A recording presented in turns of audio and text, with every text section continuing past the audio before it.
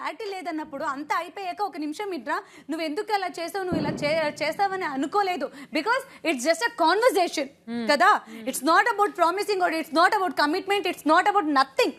It's just a conversation. ఆ conversation ఎక్కడో ఒక misunderstanding, I mean not even misunderstanding, ఆ కాన్వర్సేషన్ ఎక్కడో ఇదైనప్పుడు నువ్వు కూర్చుని అడగడం ఎలా ఉంది, నేను నామినేట్ చేసి బయటకు పంపిస్తాను అనేది ఎలా ఉంది, అది ఓకే పక్కన పెట్టు.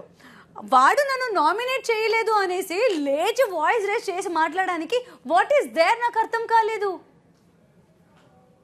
నాకు అర్థమే కాలేదు ఆ పాయింట్.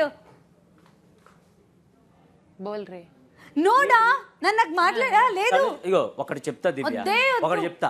ఇప్పుడు కళ్యాణ్ అనేవాడు నా దగ్గర తనుజని నామినేట్ చేయడానికి పాయింట్లు ఉన్నాయి. అది కూడా ఒక్కరు కాదు, ఇద్దరికి.